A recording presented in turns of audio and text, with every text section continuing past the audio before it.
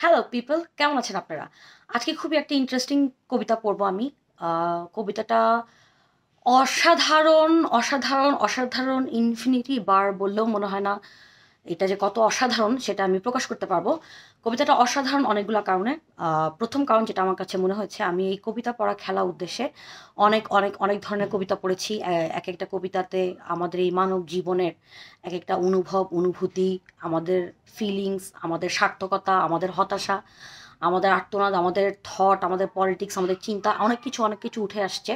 কিন্তু ওইটার সঙ্গে অনেকে হয়তো রিলেট করতে পেরেছেন, কেউ হয়তো ওগুলোর ঊর্ধ্বে উঠে গেছেন, ওটাকে রিলেট করতে পারেনি। কিন্তু আজকে যে কবিতাটা আমি পড়বো, এই কবিতাটাতে যে আমাদের মানব জীবনের যে বিষয়টাকে নিয়ে এবং এই পৃথিবীতে মানব জীবনের ইতিহাসের যে বিষয়টাকে উল্লেখ করা হয়েছে, এটা এই পৃথিবীর 800 কোটি মানুষকে এই অনুভূতির ভিতর দিয়ে যেতে হয়, যেতে হবে, যেতে হয়েছে। তো আর কথা না বাড়িয়ে আজকের কবিতাটা শুরু করি। আজকে যেই বন্ধুর প্রিয় কবিতা পড়ব তার নাম হচ্ছে স্যাম। তার অনেক বিশাল বড় একটা নাম, কিন্তু সেই শর্টকাট নামটাকে সে আধুনিক করেছে। আধুনিক করে সে তার নিজের নাম রেখেছে স্যাম। তো আমার প্রিয় বন্ধু স্যাম, তুমি যে আমাকে এই কবিতাটা পড়তে দিয়েছো, আমি তোমার কাছে আমার কৃতজ্ঞতার সীমা নাই। এত একটা অসাধারণ কবিতা তুমি যদি আমাকে পড়তে না দিতে, তাহলে আমি জানতামই না যে এই পৃথিবীতে আসলে আমি যা ভাবছি এরকম ভাবনা অনেক অনেক অনেক বছর থেকে অনেক অনেক অনেক মানুষজনই ভেবে আসছে, এবং আমরা আরও অনেক মানুষজন এরকম ভাববো। কারণ চিন্তা ভাবনা বা মানুষের এই জীবনের এই যে জার্নি, এই সব কিছু হচ্ছে রিলে দৌড়ের মতো। রিলে দৌড়ে কি হয়, একটা স্টিক থাকে।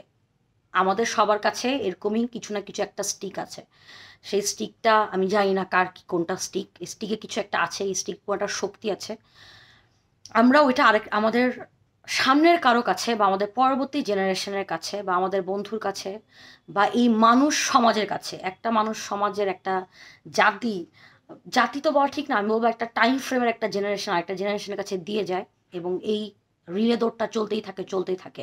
এবং এই রিলের ভিতরে আমাদের এই যাবতীয় সব সুখ দুঃখ, হাসি কান্না বেদনার সব, কি বলে এটাকে, লেখা থাকে সব কিছু রোল করে। ওই যে পুরোনো দিনের রোলগুলো থাকে না, যেগুলোতে লেখা থাকতো, আপনি এটা খুলতেন, একটা লম্বা কাগজ বের হতো বা কাপড়ের মধ্যে লেখা থাকতো, সেটা বের হতো, ওটা আপনি আবার রোল করে রাখতে পারবেন, সেরকম। তো স্যাম, তোমাকে অনেক অনেক ধন্যবাদ। আই লাভ ইউ, অ্যান্ড আমি জানি তুমি আমাকে ভালোবাসো। সো কবিতা শুরু করি। আজকে যে কবিতাটা পড়বো, এই কবিতাটার নাম হচ্ছে I measure every grief I meet. কবিতাটা লিখেছেন এমিলি ডিকেনসন। এই কবিতাটা, এমিলি ডিকেনসন হচ্ছে 1830 সাল থেকে 1886 ছিয়াশি সালে 1886 সালে উনি মারা গেছেন, 1830 সালে উনি জন্মগ্রহণ করেছেন। ওই টাইম ফ্রেমটাতে বুঝতেছেন, এখন 2022 সাল চলতেছে। এখন 2022 সালে আমরা কি করছি, কি হচ্ছে আমাদের জীবনে, এই পৃথিবীতে কি হচ্ছে, এগুলো সবই তো আমরা জানি, রাইট? 1830 সালে জন্মানো একটা মানুষ, যে মানুষটা 1830 সালে জন্মে 1886 সালে মারা গেছে, খুবই ক্ষুদ্র একটা জীবন নিয়েছিলেন। এই মানুষটা কি ভাবতো তার সময়কার জীবন নিয়ে, আমরা আজকে এই কবিতাটা পড়ে আমরা জানব। এই জন্যই শিল্প সাহিত্য, কবিতা, গান, সঙ্গীত, উপন্যাস, গল্প, এগুলো হচ্ছে কি জানেন, এগুলো হচ্ছে পৃথিবীর মানুষের গল্প। পৃথিবীর মানুষ পৃথিবীর মাটিতে মিলায় যাবে, পৃথিবীর সমুদ্রে হারায় যাবে, সাগরে হারায় যাবে, ভূমিকম্পে তছনছ হয়ে যাবে, আগুনে পুড়ে ঝলসে যাবে, সব কিছু হবে, কিন্তু পৃথিবীর সব মানুষের গল্পগুলা কোনো না কোনোভাবে এই পৃথিবীতে থেকেই যায়। এবং অনেক অনেক কয়েক কোটি হাজার বছর পর অন্য আরেক দল মানুষ সেই গল্পগুলোকে খুঁজে খুঁজে খুঁজে খুঁজে বের করে। এখন আমাদের এই যুগে সুবিধা হচ্ছে, আমাদেরকে এত খুঁজতে হবে না। আমাদের অনলাইন জগতে আমরা আমাদের যাবতীয় গল্প, আমাদের ইতিহাস, আমাদের ইত্রামি, ছাগলামি, পাগলামি, সব কিছুরই সাক্ষী আমরা রেখে যাচ্ছি, যাতে ভবিষ্যতে মানুষ দেখতে পারে যে আমরা কেমন ছিলাম।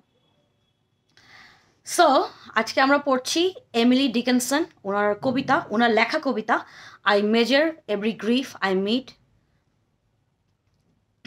শুরু করি।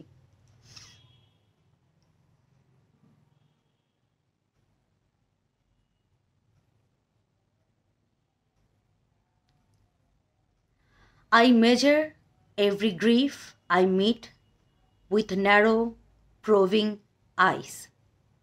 I wonder if it weighs like mine or has an easier size. I wonder if they bore it long, or did it just begin? I could not tell the date of mine. It feels so old a pain.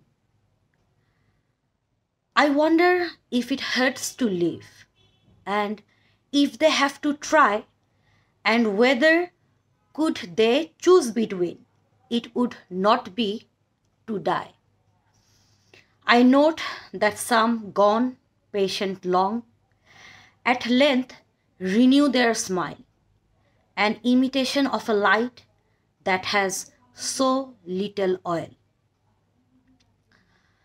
I wonder if when years have piled some thousands on the harm that hurt them early, such a lapse could give them any balm, or would they go on aching still through centuries of nerve, enlightened to a larger pain in contrast with the love? The grieved are many, I am told. There is the various cause. Death is but one and comes but once, and only nails the eyes. There is grief of want and grief of cold, a sort they call despair. There is banishment from native eyes in sight of native air. And though I may not guess the kind correctly, yet to me a piercing comfort it affords in passing Calvary, to note the fashions of the cross and how they're mostly worn, still fascinated to presume that some are like my own. অসাধারণ না কবিতাটা? Grief, এই কবিতাটা হচ্ছে grief. I measure every grief. Grief মানে হচ্ছে দুঃখ, আর measure করা মানে হচ্ছে কোনো কিছু পরিমাপ করা। কবির কবিতাটার নামটা হচ্ছে I measure every grief I meet. আমি প্রত্যেকটা দুঃখকে পরিমাপ করি, যেই দুঃখগুলোকে আমি আমার চোখের সামনে দেখি বা আমার জীবনে, হ্যাঁ, আমার চোখের সামনে দেখি, এটাই ভালো। বেশি মানে বেশি সহি শুদ্ধ করতে না যাই, কারণ আমি তো পারবো না, সো কি দরকার। কবিতাটা আমার কাছে ভাল লাগছে কেন জানো? আমি নিজেও না, আমার কাছে মনে হয় কি আমি অ্যাকচুয়ালি অসম্ভব দুঃখী বলা যায়, তাই না? আচ্ছা, আমরা এই পৃথিবীতে কে হ্যাপি? আমরা যারা খুব ক্ষমতার খুব কাছাকাছি, তো অসম্ভব ক্ষমতার যোজন যোজন কাছেও আমরা নাই, আমরা কি খুব একটা ভালো থাকি? যারা ক্ষমতাবান তারাও তো নিজেরা কামড়াকামড়ি করতে করতে তাদের জীবন শেষ, তারাও কি ভালো থাকে? তারাও কিন্তু খুব জঘন্য মৃত্যু তাদের আছে, তো হয়। আমার কাছে জানি না, শুধু আমি কেন, আমাদের এই পৃথিবীতে, যেটা আমি বলছিলাম, যে এই পৃথিবীর 800 কোটি মানুষের মধ্যে দুঃখ অনুভব করে নাই, বা যার জীবনে দুঃখ কালো মেঘের মতো ভেঙে পড়ে নাই, কালো মেঘের মতো ভেঙে বৃষ্টির মতো ভাসিয়ে নিয়ে যায়নি, এমন